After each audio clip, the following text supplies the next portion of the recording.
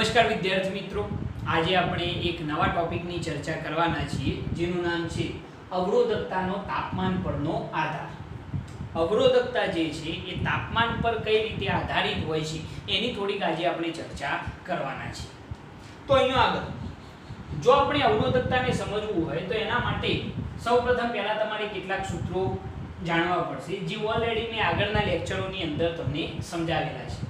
તમે જાણો છો કે વાહકતા સિગ્મા બરાબર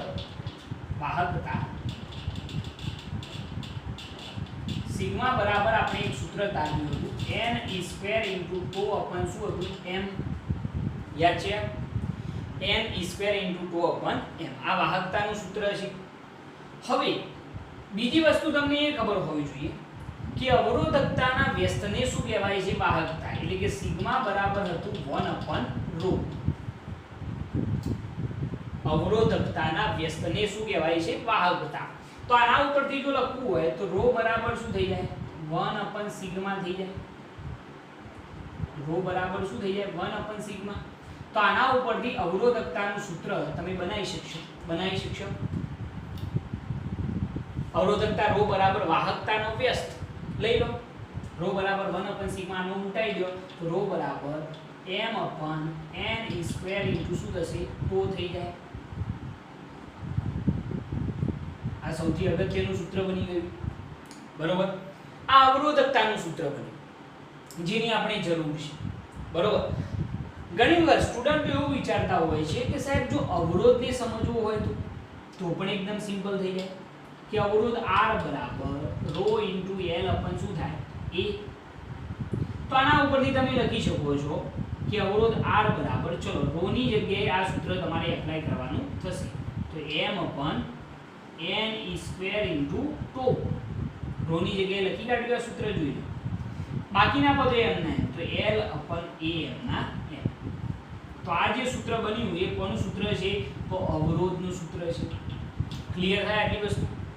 આ સૂત્રો તમે ઓલરેડી ભણી ચૂકેલા છો, મેં જસ્ટ તમને ખાલી રિપીટ કરાવ્યા છે કારણ કે આપણે અહીંયા આ બે સૂત્રોની સૌથી અગત્યની જરૂરિયાત રહેશે, સમીકરણ 1 અને સમીકરણ નંબર 2। ક્યાંથી લાવે ખ્યાલ આવી ગયો? તમારી નોટબુકની અંદર ઓલરેડી લખેલા છે, ચેક કરી લેજો। વાહકતા સિગ્મા બરાબર n² * τ અપન m થાય। સિગ્મા બરાબર શું થાય? 1/ρ થાય, યાદ છે? તો ρ બરાબર શું થઈ જાય? 1/σ। તો અવરોધકતા ρ બરાબર સિગ્માનો વ્યસ્ત લેવો પડે એટલે શું થઈ જાય? સિગ્મા આપેલા છે એનો વ્યસ્ત લઈ લો તો m/n² * τ આ અવરોધકતાનું સૂત્ર બન્યું। હવે જો કદાચ અવરોધનું સૂત્ર બનાવવું હોય તો અવરોધ R બરાબર ρ * L અપન A। ρ ની જગ્યાએ જસ્ટ ખાલી આ કિંમત એપ્લાય કરવાની છે એટલે અવરોધનું પણ સૂત્ર બની જશે। હવે આનો ફાયદો શું થાય? જબરજસ્ત ફાયદો થશે। આપણે અહીંયા આગળ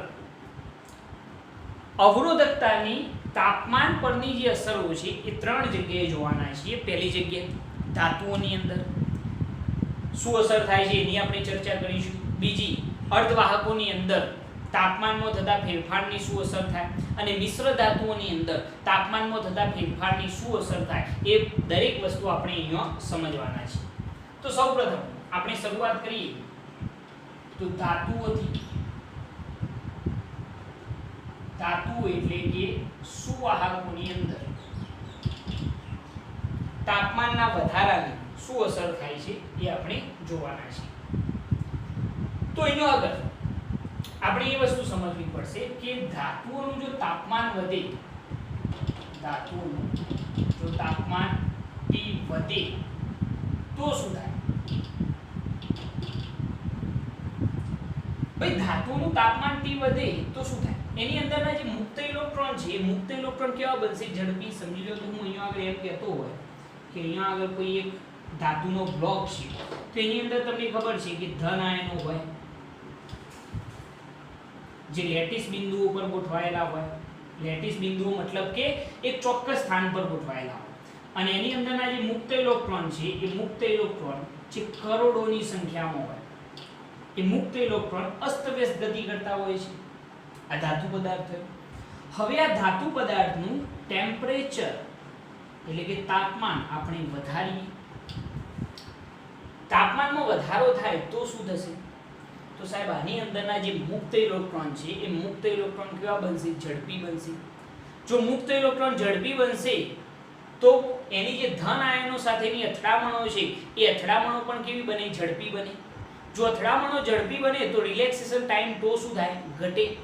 અહીંયા આગળ આપણે એ વસ્તુ સમજવાની છે કે સમજી લો કે ઇલેક્ટ્રોન જે છે એ ધન આયનો સાથે જ્યારે અથડાય, ઇલેક્ટ્રોન સપોઝ અહીંયા હતો, અહીંયાથી અહીંયા ગયો, પાછો અહીંયા ગયો, તો આ ઇલેક્ટ્રોનની બે ક્રમિક અથડામણો વચ્ચેનો જે સમયગાળો છે એને આપણે શું કહીએ છીએ? રિલેક્સેશન ટાઈમ ટો. તો અહીંયા આગળ મારે તમને એ સમજાવ્યું છે કે ધાતુ પદાર્થોનું જો તાપમાન વધે તો મુક્ત ઇલેક્ટ્રોન ની અથડામણો કેવી બને છે? ઝડપી બને છે. જો ટેમ્પરેચર વધશે તો આ મુક્ત ઇલેક્ટ્રોનોની જે અથડામણો છે એ અથડામણો કેવી બનવાની છે? ઝડપી બનશે. અને જો મુક્ત ઇલેક્ટ્રોનોની અથડામણો ઝડપી બને તો રિલેક્સેશન ટાઈમ ટો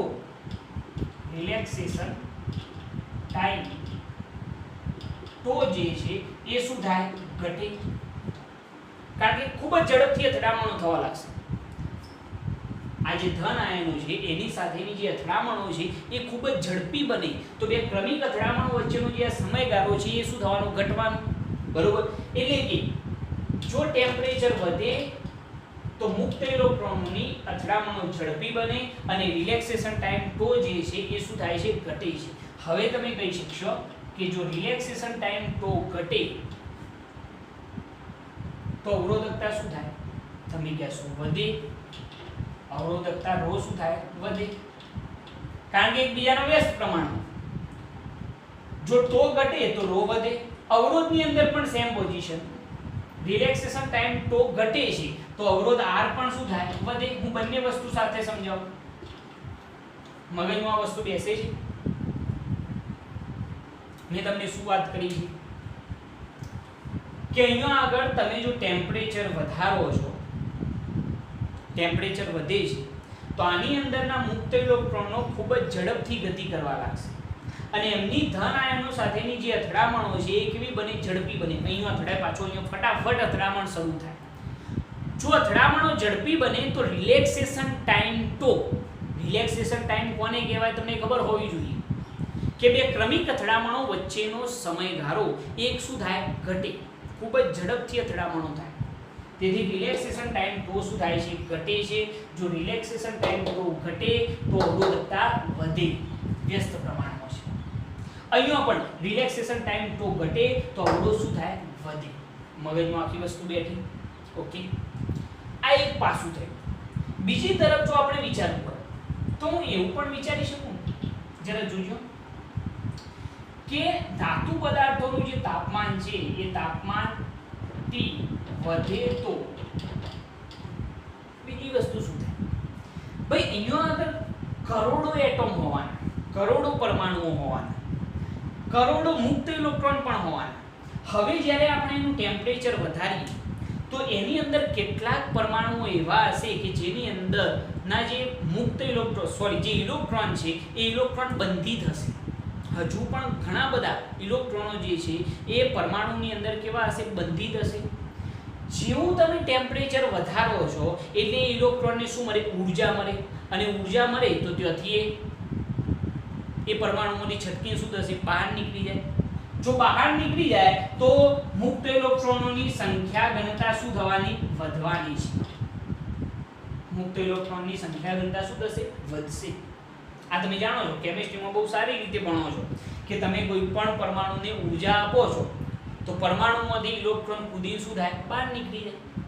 એટલે આની અંદર મુક્ત ઇલેક્ટ્રોનોની સંખ્યા ઘનતા શું થવાની? વધવાની છે.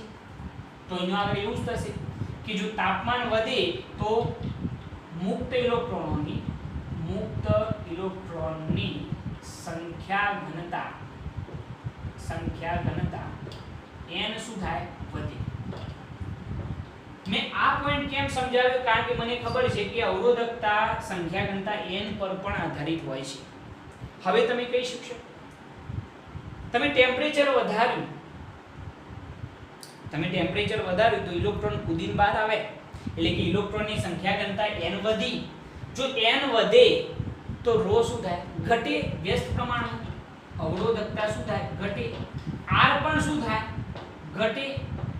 કારણ કે n વધે છે, n વધે તો r શું થાય? ઘટે. વ્યસ્ત પ્રમાણમાં.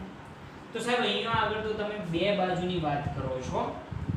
અહીંયા કહો છો કે આ જ ધાતુ પદાર્થો જે છે એટલે કે સુવાહકો જે છે એનું ટેમ્પરેચર જો વધારવામાં આવે તો તમે બે વાતો કરી. આ કિસ્સામાં એવું કહો છો કે અવરોધકતા વધે, અવરોધ પણ વધે. અને અહીંયા એવું કહો છો કે અવરોધકતા ઘટે અને અવરોધ R પણ ઘટે. તો આ વસ્તુ તમને સમજાવવી ખાસ જરૂરી છે. એટલા માટે મેં આ વસ્તુ તમને સમજાવી છે. હું બહુ ડેપ્થની અંદર જઈને તમને આ થિયરી સમજાવી રહ્યો છું જેથી આનો આખો ફંડામેન્ટલ આઈડિયા જે છે તમારા મગજમાં ક્લિયર થાય. ઓકે, આ બંને વસ્તુ હું તમને કહું.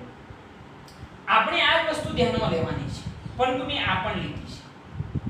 હવે જરા સમજો કે આ જે મુક્ત ઇલેક્ટ્રોનની સંખ્યા ઘનતા વધે છે એની અવરોધકતા પર કોઈ પણ જાતની અસર નહીં થાય. આ જે n વધ્યા ને, ટેમ્પરેચર વધ્યું તો ઊર્જા મળી, કેટલાક ઇલેક્ટ્રોન કૂદીને બહાર આવ્યા એટલે કે ઇલેક્ટ્રોનની સંખ્યા ઘનતા વધી, છતાં પણ અવરોધકતા R અને અવરોધ R પર અવરોધકતા ρ અને અવરોધ R પર આ n ની કોઈ પણ જાતની અસર થશે નહીં. તમે કહેશો કેમ નહીં થાય? એનું કારણ કહો. કારણ કે ઓલરેડી આની અંદર કરોડો મુક્ત ઇલેક્ટ્રોન છે. કરોડો મુક્ત ઇલેક્ટ્રોન ઓલરેડી ગતિ કરે છે. ધાતુઓની અંદર લગભગ 10⁻29 ઇલેક્ટ્રોન પર મીટર ક્યુબ હોય. કરોડો ઇલેક્ટ્રોન હોય. હવે 25, 50, 100, 150, 200, 1000 વધી જાય તો શું ફરક પડે? તમે કરોડપતિ જો ગમે તે તમને 1000 રૂપિયા મળે તો એ બહુ મોટી વસ્તુ નથી. એને તમે કોઈ અરબપતિ થઈ જવાના નથી. બરોબર? એવી જ વસ્તુ થઈ જાય કે અહીંયા આગળ n માં થતા વધારાની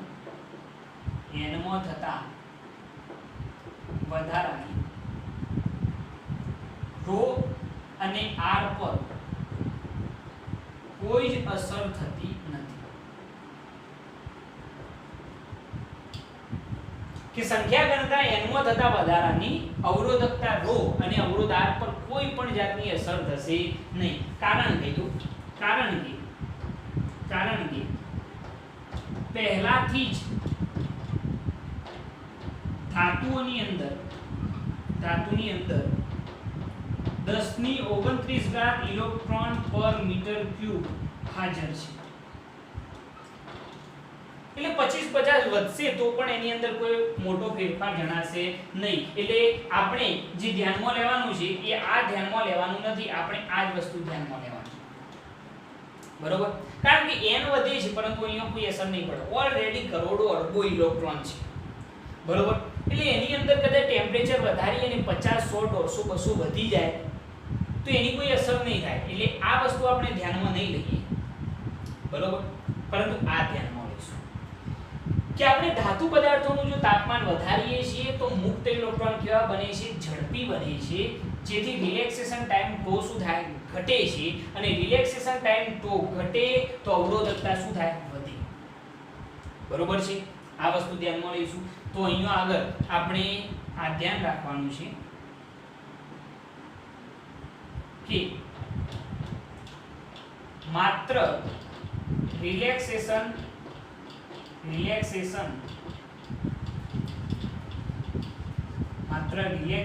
ટાઈમ ટોની જ અસર ρ અને R પર થાય છે. આની અસર થશે નહીં. એટલે આ ધ્યાનમાં લેવાનું નથી, આ વસ્તુ ધ્યાનમાં લેવાની છે. ક્લિયર થાય છે આખી વસ્તુ? બરોબર? તો આના ઉપરથી આપણે એક સ્ટેટમેન્ટ, આપણું જે તારણ છે એ કાઢી લઈએ.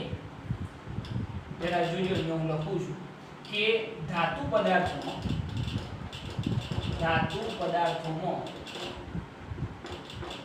તાપમાન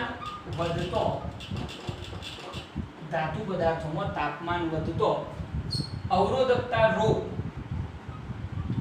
હવે એમ લખીએ ડાયરેક્ટ, તાપમાન વધતો ρ વધે છે અને R પણ વધે છે. ધાતુ પદાર્થોમાં તાપમાન વધતો અવરોધકતા ρ પણ વધે અને અવરોધ R પણ શું થાય વધે છે. બરોબર છે. ખ્યાલ આવી ગયો આની અંદર કઈ રીતે આ બંને વધે છે તમને ખ્યાલ આવવો જોઈએ. ρ અને R કેમ વધ્યા? કારણ કે તાપમાન વધારે તો મુક્ત ઇલેક્ટ્રોન કેવા બને? ઝડપી બને. અથડામણો ઝડપી બની એટલે રિલેક્સેશન ટાઈમ τ ઘટ્યો. રિલેક્સેશન ટાઈમ τ ઘટે તો અવરોધકતા શું થાય? વધે. R પણ શું થાય? વધે. એટલે R અને ρ માત્ર કોના ઉપર? રિલેક્સેશન ટાઈમ τ પર આધારિત હોય છે. ખબર પડી ગઈ એની અંદર? બરોબર, ધ્યાન રાખજો આ વસ્તુ. આની કોઈ અસર નહીં થાય. કેમ ના અસર થઈ? ખબર પડી ને? ટેમ્પરેચર વધતો નો ડાઉટ, સંખ્યા ઘનતા n વધે તો ρ ઘટવો જ જોઈએ, પરંતુ આની કોઈ અસર નહીં થાય. કેમ? કારણ કે ઓલરેડી આની અંદર કરોડો અરબો ઇલેક્ટ્રોન હાજર છે. એ થોડા ઘણા ઇલેક્ટ્રોન વધશે તો પણ કોઈ ફરક પડશે નહીં. એટલે આ સ્ટેટમેન્ટ આપણા માટે અગત્યનું રહેશે. તેનું તમારે સમજવાનું છે ખરું, પરંતુ એની કોઈ જરૂર નથી. ઓકે, હવે એક બીજી મેટર આની અંદર ડિસ્કસ કરી દઈએ કે આપણે અવરોધકતા વિરુદ્ધ તાપમાનનો જો આલેખ દર્શાવવો હોય, તાપમાન જે કેલ્વિનમાં હશે, અવરોધકતા જે 10⁻8 ઓહ્મ ઇન્ટુ મીટરના ક્રમની ખૂબ જ ઓછી હોય છે, તો એનો આલેખ શું મળે? તો આલેખ જે છે એ કંઈક આપણને આવો મળશે. જરા જોજો કે જેમ જેમ ટેમ્પરેચર વધે તો અવરોધકતા ρ અને અવરોધ R બંને શું થાય? વધે છે. જો ઇન્ક્રીઝ થાય છે, આલેખ આવો મળશે. અવરોધકતા કહીએ અથવા તો તમે R પણ કહી શકો છો, બંને માટે આ વસ્તુ લાગુ પડશે. અથવા અવરોધ R. ઓકે, આ એનો આલેખ થઈ ગયો. NCERT ની અંદર આપણને આલેખ આપેલું છે. ક્લિયર થાય? મગજમાં બેસે છે આખી વસ્તુ? Okay, perfect.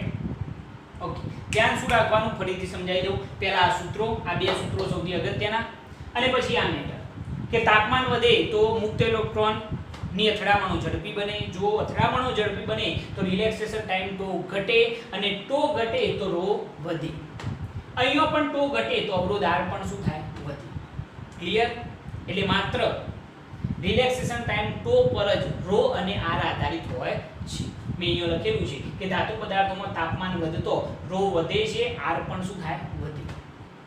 વધ્યો ના વધ્યો ભાઈ? આ વધ્યો સાહેબ. આ મેટર સંખ્યા ઘનતા પણ વધે. તાપમાન વધારતો ઇલેક્ટ્રોનની સંખ્યા ઘનતા પણ શું થાય? વધે. કારણ કે મુક્ત ઇલેક્ટ્રોન કૂદીને બહાર આવશે, ઊર્જા મળી છે.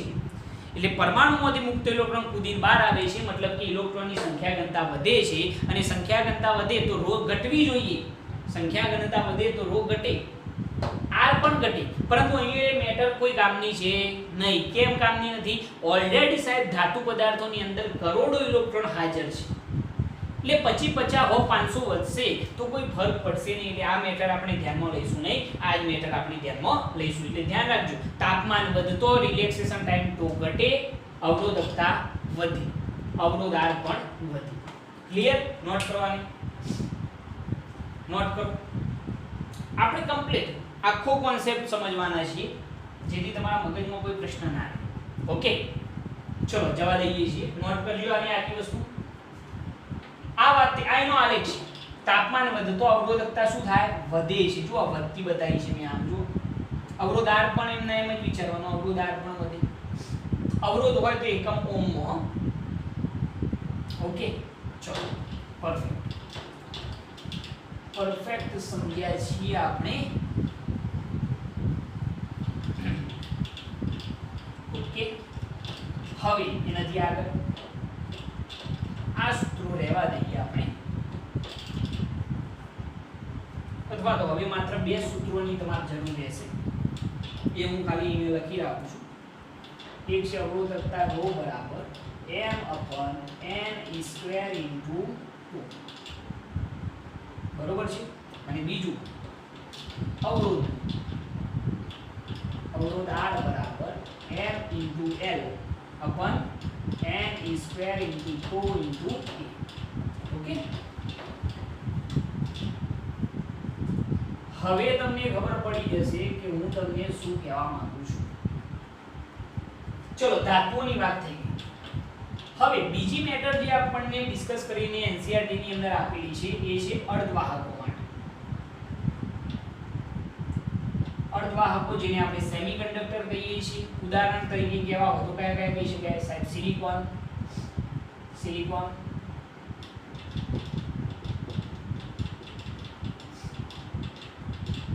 જર્મેનિયમ, ઘણા બધા અર્ધવાહકો છે. સેમિકન્ડક્ટર નો આખો એક અલગ ચેપ્ટર છે, આપણે સમજવાના છે એ વસ્તુ.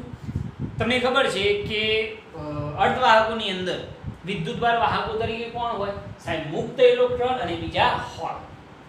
ઓકે, ચલો અર્ધવાહકોની અંદર જો સાહેબ આપણે ચર્ચા કરીએ તો શું થાય જરા સમજો કે અર્ધવાહકોનું તાપમાન T વધે તો ફરીથી એના એક વસ્તુ અર્ધવાહકોની અંદર પણ થોડા ઘણા અંશે વાહક તો છે જ, તો એનું જો તાપમાન વધે તો મુક્ત ઇલેક્ટ્રોનની અથડામણો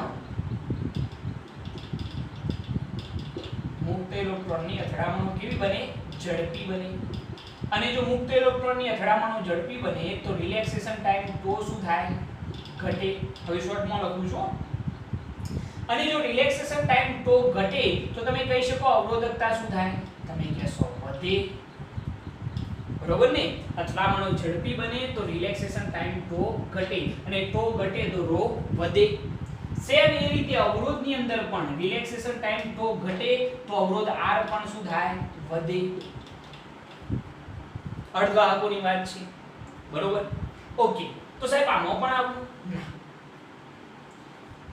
એક્સપેરિમેન્ટો જે આપણા સાયન્ટિસ્ટોએ કરેલા છે એના ઉપરથી આપણે આ વસ્તુ અહીંયા આગળ ધ્યાનમાં લેવી પડે કે અર્ધવાહકોની અંદર જો તાપમાનમાં વધારો થાય એટલે કે તાપમાન વધે તો શું થાય છે? ઇલેક્ટ્રોનની સંખ્યા ઘનતા n વધે છે. ઇલેક્ટ્રોનની સંખ્યા ઘનતા n શું થાય? વધે. હવે તમે કહી શકો કે ઇલેક્ટ્રોનની સંખ્યા ઘનતા n વધે તો ρ શું થાય? અવરોધકતા ρ ઘટે. સંખ્યા ઘનતા વધી, સમજ્યા તમે? તાપમાન વધારવામાં આવે તો પરમાણુની અંદરથી મુક્ત ઇલેક્ટ્રોન કૂદી શું થાય? બહાર આવે. મતલબ કે ઇલેક્ટ્રોનની સંખ્યા ઘનતા વધે, અને સંખ્યા ઘનતા વધે તો ρ શું થાય? ઘટે. અવરોધકતા ઘટી. અવરોધ પણ શું થાય? ઘટે. સેમ કન્ડિશન છે, ચેક કરી લો. અહીંયા પણ n વધે તો અવરોધ R શું થાય? ઘટે. તો સાહેબ અહીંયા પણ બે કન્ડિશન. તો આમાંથી કઈ કન્ડિશન તમારે ધ્યાનમાં લેવાની? તો તમારે અહીંયા ઇલેક્ટ્રોનની સંખ્યા ઘનતા વાળી કન્ડિશન ધ્યાનમાં લેવાની. આ મેટર અહીંયા ખોટી પડશે, બરોબર? કારણ કે સેમિકન્ડક્ટરની અંદર શું થતું હોય છે કે આપણે જ્યારે ટેમ્પરેચર વધારીએ છીએ તો એની અંદર જે મુક્ત ઇલેક્ટ્રોન હોય છે એની સંખ્યા ઓછી હોય પ્રમાણમાં, પરંતુ જેવું તમે ટેમ્પરેચર વધારો છો એટલે એની અંદર મુક્ત ઇલેક્ટ્રોન બહાર આવે. એટલે મુક્ત ઇલેક્ટ્રોન તો આવે જ છે, સાથે સાથે હોલની પણ ગતિ થાય છે. હોલ એક આખો ઇમેજનરી કોન્સેપ્ટ છે જે તમે આખા એનું એક અલગ ચેપ્ટર છે એ વખતે હું તમને સમજાવીશ કે હોલ શું છે, બરોબર? અહીંયા આગળ જે ઇલેક્ટ્રોનની સંખ્યા ઘનતા n વધે છે એ n ની અંદર ઇલેક્ટ્રોન અને હોલ બંને હશે કે જેના લીધે એની અવરોધકતા શું થાય? ઘટે છે, અને અવરોધ પણ શું થાય? ઘટે છે. પેલા કરતો બિલકુલ ઓપોઝિટ કન્ડિશન ધાતુઓ કરતો, બરોબર છે? અહીંયા જો તાપમાનમાં વધારો થયો તો સંખ્યા ઘનતા વધી, અવરોધકતા ઘટી, અવરોધ પણ ઘટ્યો. ખ્યાલ આવે છે? તમે કહો કઈ રીતે સાહેબ ખબર પડી તમને? એક્સપેરિમેન્ટ, પ્રયોગો દ્વારા વસ્તુ જોઈ ચૂકાઈ છે, બરોબર? એની અંદર આ વસ્તુ થતી નથી. અવરોધ જે છે વધતો, અવરોધકતા વધતી નથી કે અવરોધ પણ વધતો નથી, પરંતુ શું થાય? ઘટે છે. પ્રેક્ટિકલની અંદર આ વસ્તુ પ્રૂવ કરાયેલી છે. એનું આખી આ થિયરી છે, એ વસ્તુને અહીંયા તમને સમજાવેલી છે. તો અહીંયા આગળ આપણે એમ લખી શકીએ કે એમ લખી શકાય કે અવરોધકતા ρ and T બંને સંખ્યા ઘનતા n જેની અંદર ઇલેક્ટ્રોન એન્ડ હોલ પર આધાર રાખે છે. જરા ધ્યાન રાખો કે અવરોધકતા અને અવરોધ બંને કોના ઉપર?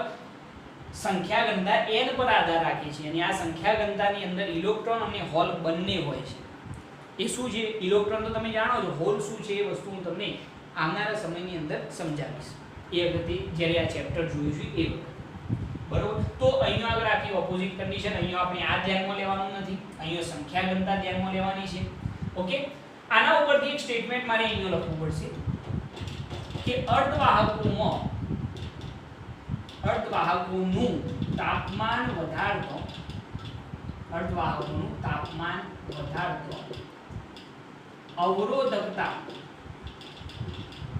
અવરોધકતા ρ અને અવરોધ R શું થાય છે? ઘટે છે. સ્ટેટમેન્ટ નોટ કરજો વ્યવસ્થિત કે અર્ધવાહકોનું તાપમાન જો વધારવામાં આવે તો એની અવરોધકતા શું થાય છે? ઘટે છે. અને અવરોધ પણ શું થાય? ઘટે છે. ધાતુ કરતો ઉલટી કન્ડિશન. ધાતુઓની અંદર શું થતું હતું કે તાપમાન વધારીએ તો રિલેક્સેશન ટાઈમ ટો ઘટે, અને ટો ઘટે તો અવરોધ શું થાય? વધે. અવરોધકતા પણ વધે. અહીંયા ઉલટી કન્ડિશન. તમે જો તાપમાન વધારો છો તો અવરોધકતા ઘટે છે. આ પેલામાં ધાતુઓમાં શું થતી હતી? વધતી હતી. ફરીથી યાદ કરાવો કે ધાતુ પદાર્થોની અંદર તમે જો તાપમાન વધારો છો તો રિલેક્સેશન ટાઈમ ટો ઘટે છે, અને રિલેક્સેશન ટાઈમ ટો ઘટે તો અવરોધકતા વધે. અવરોધ પણ વધે. કોની અંદર? ધાતુઓની અંદર. પરંતુ અર્ધવાહકોની અંદર ઉલટી કન્ડિશન. જો તાપમાનમાં વધારો કરવામાં આવે તો એ વખતે અવરોધકતા અને અવરોધ R બંને શું થાય? ઘટે છે, ડિક્રીઝ થાય. ધાતુઓ કરતો ઉલટી કન્ડિશન. ક્લિયર આ વસ્તુ? એટલે કે આની અંદર આ વસ્તુ આપણે ધ્યાનમાં લઈશું નહીં, આ વસ્તુ ધ્યાનમાં લઈશું. સંખ્યા ઘનતા વધે છે. સંખ્યા ઘનતામાં કોણ હોય? તો યાદ રાખો, આ સંખ્યા ઘનતામાં કોણ હશે? તો ઇલેક્ટ્રોન, અને બીજા કોણ હશે? હોલ. હોલ શું છે એ તમને સમજાવીશ. ઓકે, હવે આપણે અર્ધવાહકો માટે જો વાત કરતા હોય તો એની અંદર અવરોધકતા વિરુદ્ધ તાપમાનનો જે આલેખ છે, તાપમાન જે કેલ્વિનમાં હશે તો એનો આલેખ કેવો આવશે?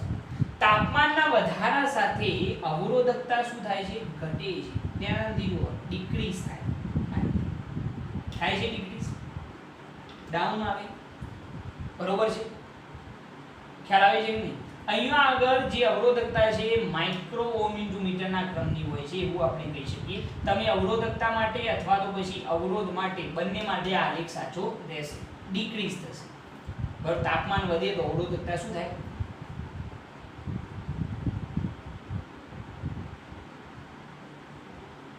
અવરોધકતા શું થાય છે? ઘટે છે. ρ વિરુદ્ધ આ વસ્તુ ધ્યાનમાં લઈશું ને આપણે. તાપમાનમાં વધારો થાય તો અવરોધકતા શું થાય છે? ઘટે છે. ક્લિયર? Okay, perfect. કોઈ કન્ફ્યુઝન નહીં આની અંદર? અહીંયા આગળ આના માટે ઉદાહરણ કયા લઈ શકાય? તો સિલિકોન લઈ શકાય, જર્મેનિયમ લઈ શકાય. આ બધા અર્ધવાહકો છે. બરોબર? ઓકે, આને નોટ કરો. અર્ધવાહકોની આ વાત થઈ. બરોબર? કોઈ કન્ફ્યુઝન નહીં? પરફેક્ટ. ઓકે, ધાતુઓ કરતો ઉલટી કન્ડિશન અહીંયા વિચારવાની. ધાતુઓની અંદર તાપમાન વધે તો રિલેક્સેશન ટાઈમ ટો ઘટે, અવરોધકતા વધે, અવરોધ પણ વધે. અર્ધવાહકોની અંદર તાપમાન વધે તો સંખ્યા ઘનતા n વધે અને ρ શું થાય? ઘટે. અવરોધકતા ઘટે, અવરોધ R પણ શું થાય? ઘટે. આ કન્ડિશન. આ વસ્તુ ખોટી પડે. ઓકે, જવા દઈએ, કારણ કે આ બહુ મોટો ફેરફાર. આના કરતો આની સમકક્ષમાં આ બહુ મોટો ફેરફાર. સંખ્યા કરતા ખૂબ જ વધી જાય. પહેલા ખૂબ જ ઓછા ઇલેક્ટ્રોન હોય, હોલ પણ હોય, પછી ખૂબ જ વધી જાય. એટલે આ કન્ડિશન આપણે ધ્યાનમાં લેવી પડે. ઓકે, જવા દઈએ આને. આલેખ દોરજો આ અર્ધવાહકો માટે. NCERT ની અંદર પણ આપણને આપેલો છે. પરફેક્ટ. હવે એનાથી આગળ કે મિશ્ર ધાતુઓ પર શું ઇફેક્ટ પડતી હોય છે એ પણ જરા આપણે જોઈએ. મિશ્ર ધાતુ જેવી કે નિક્રોમ કહી શકાય. નિક્રોમ જાણીએ છીએ આપણે. નિકલ, ક્રોમિયમ અને આયર્ન, નિકલ અને ક્રોમિયમ એ ત્રણેયને ભેગા કરી અને નિક્રોમ બનાવવામાં આવે છે. કોણ કોણ? નિકલ, આયર્ન અને ક્રોમિયમ, અથવા તો આયર્ન, નિકલ અને ક્રોમિયમ ને ભેગા કરી અને શું બનાવવામાં આવે છે? નિક્રોમ. એના સિવાય જો કેવું હોય તો બીજી કહી શકાય કે ટંગસ્ટન,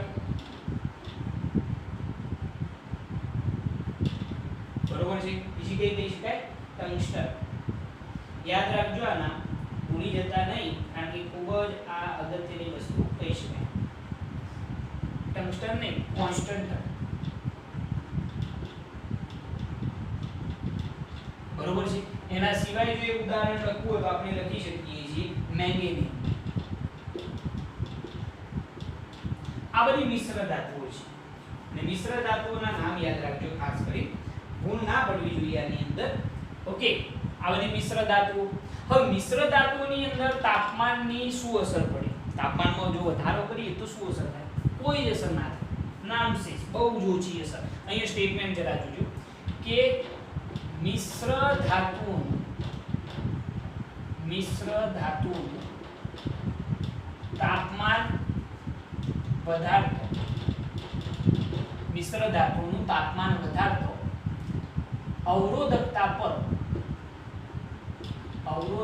પર ખૂબ જ ઓછી અસર થાય છે. ખૂબ જ ઓછી અસર થાય છે. સ્ટેટમેન્ટ શું છે કે મિશ્ર ધાતુઓનું જો તાપમાન વધારવામાં આવે તો અવરોધકતા પર ખૂબ જ ઓછી અસર થાય. મેઇન પર્પઝ જ એ છે. કારણ શું છે? મિશ્ર ધાતુઓ આપણે કેમ બનાવી?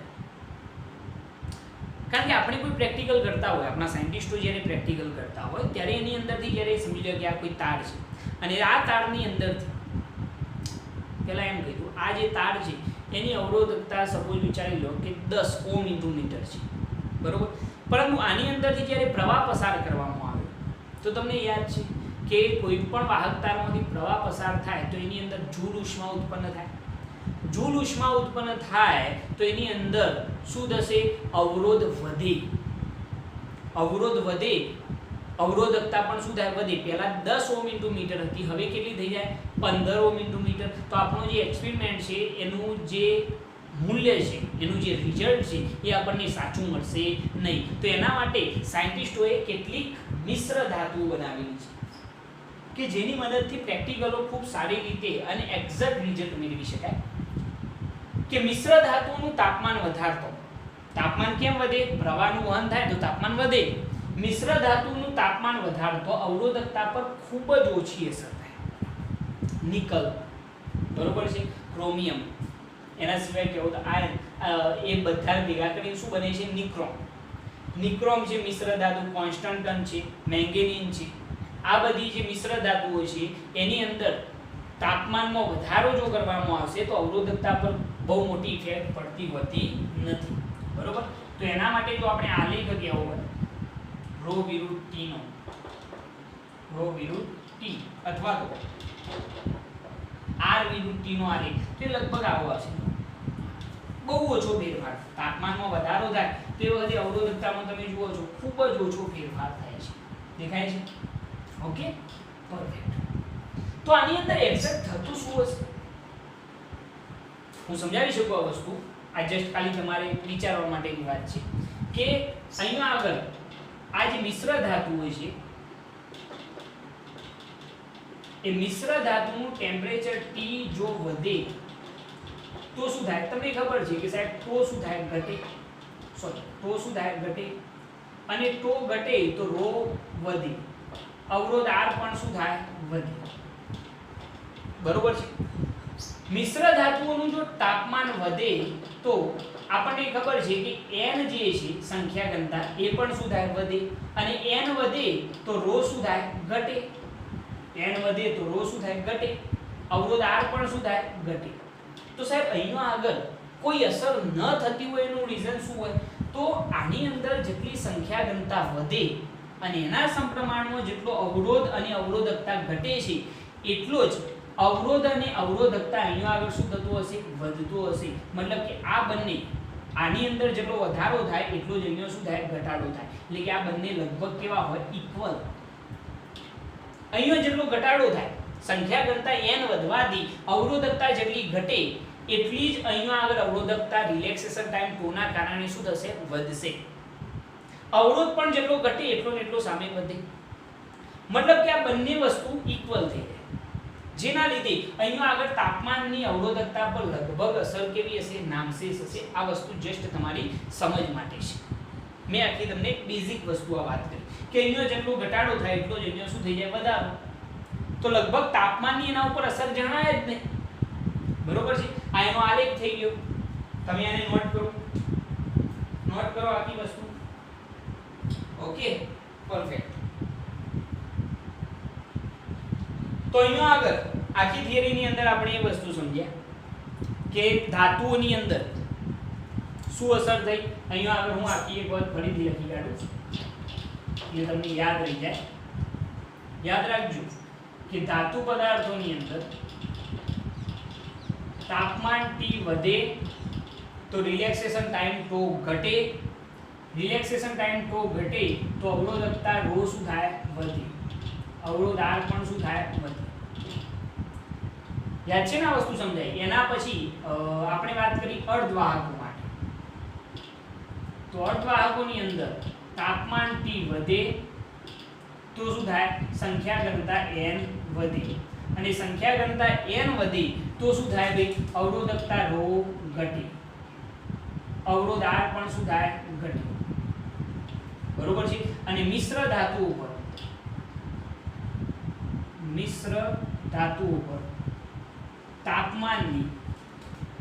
તાપમાનની ρ and R પર કોઈ જ અસર અથવા તો ρ and R પર ઓછી અસર થશે બરોબર આટલું તમે શોર્ટ યાદ રાખી શકો આ પણ તમારી નોટબુક ની અંદર લખજો આ રીતનો સ્ટાર બનાવીને લખજો સ્ટાર બનાવજો આવો બરોબર છે શોર્ટમાં યાદ રાખવા માટે પરફેક્ટ ઓકે થઈ ગયું નોટ કરી દો આને વ્યવસ્થિત ઓકે